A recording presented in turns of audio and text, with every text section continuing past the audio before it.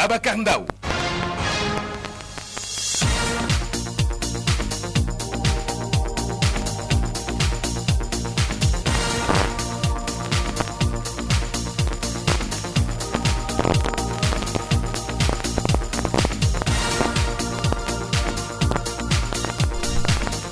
Mesdames et messieurs, il est 10h à Wangal, Bidjem, Toben et à Taïbandiaï. Même heure dans les studios de Sud FM Thiès. Vous suivez l'actualité régionale sur le choix de la différence. Nous sommes le jeudi 22 janvier 2015. Tout de suite les titres.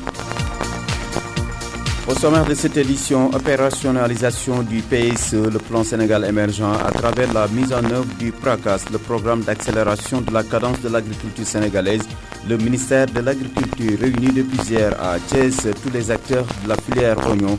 Objectif élaborer un plan d'action de réalisation des 350 000 tonnes en 2016. Le directeur de l'horticulture du Sénégal, Dr Macoumba Diouf, est l'invité de la rédaction. Débrayage du QSAMS aujourd'hui et demain. Les camarades d'Abdoulaye Ndoye continuent d'exiger de l'État sénégalais l'alignement de l'indemnité de logement, la délivrance des actes et le respect des accords. Le journal de la CAN 2015, c'est l'affaire de Pape Amadou Ndiaye. Babacar Ndao. De 245 000 tonnes en 2014, l'État du Sénégal veut porter la production de l'oignon à 350 000 tonnes en 2016. Une réponse aux 132 182 000 tonnes importées en 2013. Réunis à Thiès, les différents acteurs de la filière oignon se donnent 2 jours pour élaborer un plan d'action concret pour le développement de cette filière.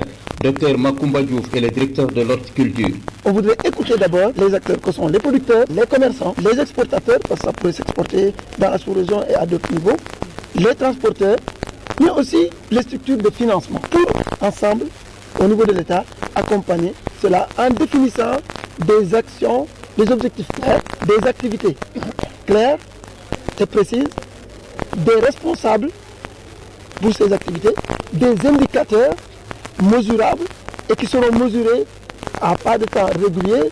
C'est pourquoi il a insisté, M. le ministre, sur le suivi évaluation pour que d'ici 2017, à tout instant, tous les bimestres, au moins tous les 3 mois, qu'on fasse une évaluation à l'échelle de campagne sur là où on en est. Qu'est-ce qui marche, qu'est-ce qui ne marche pas, pourquoi ça ne marche pas, qu'est-ce qu'on devrait faire pour que ça marche. Les acteurs estiment que ces prévisions sont à portée de main. Seulement, il va falloir circonscrire les contraintes qui en ont l'insuffisance des infrastructures de stockage et de conditionnement, la cherté, l'insuffisance et la qualité des intrants, semences et engrais, sans compter la lancinante question de la commercialisation, y compris la forte fluctuation des prix aux producteurs, des prix qui ont varié en 2013 de 80 francs à 700 francs le kilogramme. Les acteurs de la filière oignon réunis à Thiès s'engagent à œuvrer pour l'atteinte de ces objectifs. Seulement, reconnaissent-ils, il va falloir lever ces contraintes liées aux infrastructures entre autres. Cheikh Ngan est le président de la coopérative fédérative des acteurs de l'horticulture du Sénégal. Je pense que la première difficulté qu'on avait, c'est de rassembler dans un même atelier tous les acteurs. Au niveau privé sont les producteurs, les transformateurs, les transporteurs, les commerçants, avec les services d'appui, le ministère de l'Agriculture, aujourd'hui c'est tout le ministère qui est là, le ministère du Commerce aussi. Je pense que ne serait-ce que cela doit nous rassurer que nous avons pris maintenant le bon départ. Parce que c'est concertation inclusive, comme le directeur de l'horticulture l'a dit, qui permet de réunir tous les acteurs. Et c'est faisable d'atteindre l'autosuffisance en oignon dans ces délais. Mais comme aussi il l'a dit, le maître mot reste la gestion de la qualité. Et l'autonomie et le développement de toute filière agricole commence par la maîtrise d'abord de ces semences. Et je pense que le ministre l'a très bien compris. Et il a dit qu'il faut partir au départ par la maîtrise de la semence. Et heureusement, la recherche a trouvé les souches pour qu'on puisse reconstituer le capital, en tout cas dans la variété principale qui est le vélo de Galmi, pour ensuite aussi travailler sur les autres variétés, parce que le problème, ce n'est plus de produire, je pense que c'est clair que nous pouvons produire 350 000 tonnes. Mais il faut les produire dans les délais, un étalement au maximum de la production, avant aussi de penser à une conservation ou un stockage. Donc si déjà on joue sur la qualité de la semence, on a déjà réglé un bon pourcentage de la problématique centrale. Si on joue après sur l'étalement de la production en adoptant des variétés tardives, on étale aussi le temps. On est à 8 mois. Il nous reste donc dans l'année 4 mois ou 5 mois maximum d'importation. Vous voyez que ça fait 130 000 tonnes, c'est énorme. Et ça va dans la poche des producteurs d'ailleurs. Et c'est cela que nous voulons ramener au Sénégal.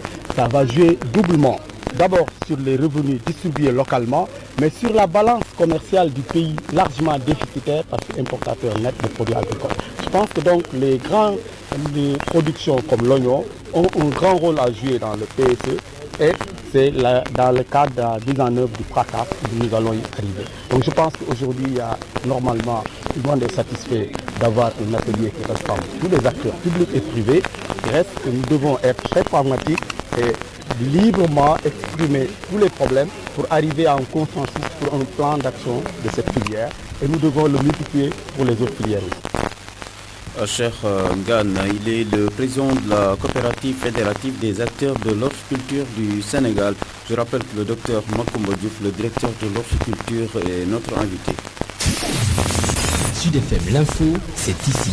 Vous suivez Sud FM, Sen Radio Thiès. L'information se poursuit. Assemblée générale de l'Association des encadreurs des collectivités éducatives du Sénégal, ASS. Occasion pour ses membres d'annoncer leur engagement dans l'agriculture, la construction d'un centre d'accueil pour les jeunes et également en vue. L'association a fait le bilan de ses activités durant les 3 dernières années. La rencontre s'est tenue à Mbour, où nous appelle Pierre Claverton. Cette assemblée générale de l'ASS a été l'occasion pour ses membres de faire le bilan d'activités et financiers de ces 3 dernières années, mais également de décliner les projets de l'association pour les années à venir. Comme projet, la construction d'un centre d'accueil pour les jeunes. L'association veut également s'investir dans l'agriculture pour répondre à l'appel des autorités. Ndiassé Ning est président de l'association des encadreurs de collectivités éducatives du Sénégal. Nous avons un projet de construction de notre siège, mais également de construction, en tout cas, d'un centre d'accueil qui puisse nous permettre de pouvoir recevoir ces activités que nous avons l'habitude d'organiser. À côté, dans la région de Thiès, nous avons ce qu'on appelle l'attribution d'un acte de promesse de 10 hectares pour que si demain, en tout cas, l'investissement arrivait en tout cas à tomber entre nos mains, nous avons la possibilité de nous inscrire véritablement dans l'agro-industriel ou agro-pastoral même pour avoir en tout cas exploité, n'est-ce pas, ce terrain-là dans lequel il va y avoir des gens de l'ASS qui vont y travailler, plus des locaux, n'est-ce pas, de cette communauté rurale pour qu'ensemble nous puissions véritablement apporter notre pierre également dans le développement de l'agriculture au niveau de notre pays. Pour les prochaines années, il sera également question de redynamiser les antennes de l'association dans certaines régions du Sénégal. Pierre Claverpouille, Mbour, Sud FM. Et à vous, Pierre Claverpouille, le correspondant permanent de Sud FM Sen Radio dans le département de Mbour. Parlons éducation avec ce débrayage à l'appel du KISAMS pour aujourd'hui et demain. Donc les camarades d'Abdoulaye Ndoye ont déjà quitté les salles de cours depuis 10 heures. Ils exigent l'alignement de l'indemnité de logement, la délivrance des actes, le respect des accords, le paiement intégral des indemnités. Bref, la satisfaction de la plateforme, le QSAMS décrète ces 2 jours de débrayage, donc ce jeudi et demain vendredi. Le chef de l'État, le président Macky Sall, a procédé hier à la pose de la première pierre de la 2e université de Dakar, une université qui va coûter 65 milliards à l'État du Sénégal. Les travaux vont durer 2 ans, une occasion pour la rédaction de revisiter l'université de Thiès créée en 2007 sous le régime libéral avec actuellement près de 5000 étudiants. Une université tout de même qui n'est pas épargnée par les multiples soubresauts qui secouent le milieu universitaire sénégalais. La présentation de l'UT nous est faite par Baba Gasso. L'université de Thiès a été créée en 2005 sous le régime de Maître Abdoulaye Wade, une université composée de 4 UFR, de 2 instituts et d'une école. Pour les UFR, unités de formation et de recherche, elles sont composées de sciences éco et de sciences sociales, de sciences de l'ingénieur, des sciences de la santé et des sciences de technologie. Pour les instituts, des spécialisations au niveau supérieur dans le domaine agricole et rural. Des formations au niveau universitaire technologique sont aussi disponibles dans cette université thiessoise.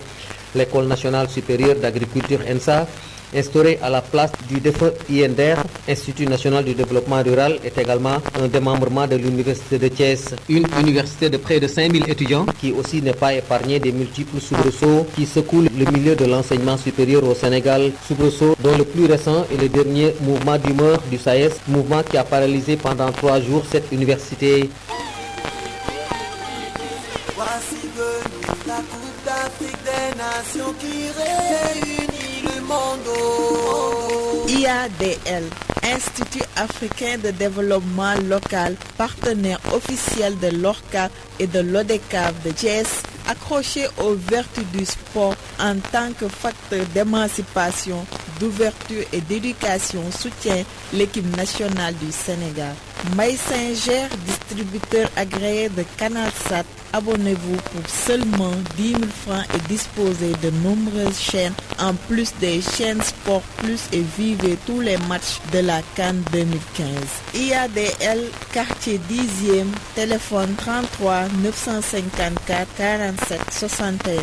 L'Université du développement, Maï Saint-Ger, distributeur agréé de CanalSat, avenue Léopold Sédar Senghor, téléphone 33 951 27 77, vous offre le journal de la CAN 2015 en Guinée équatoriale.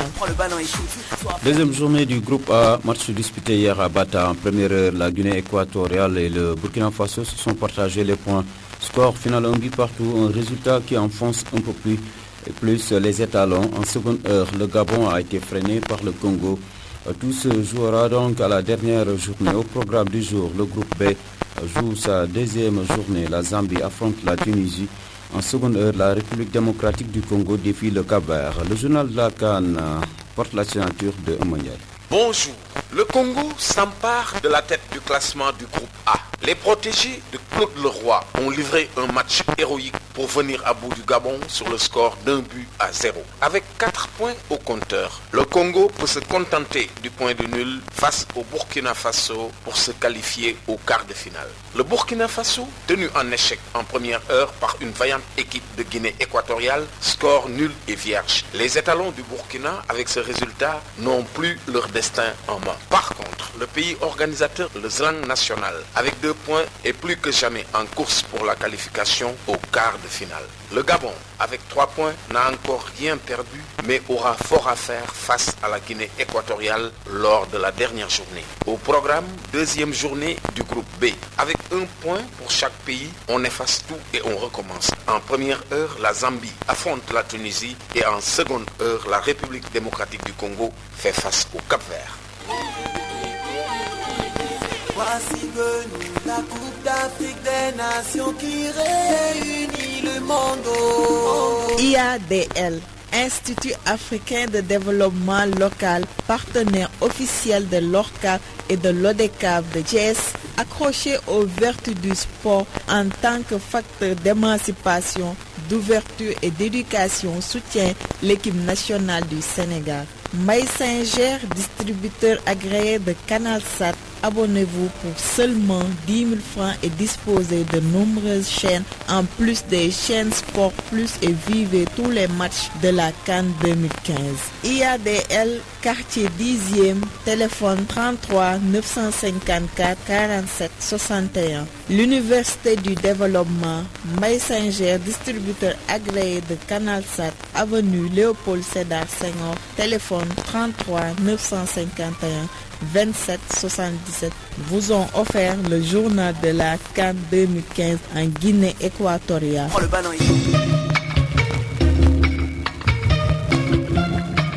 Vous suivez le magazine de la rédaction. Maintenant, face à l'invité. Il s'agit du directeur de l'horticulture, Dr Makumba Diouf, qui prend part à cet atelier d'élaboration du plan d'action de la filière oignon, une rencontre de 2 jours qui se tient à Thiès.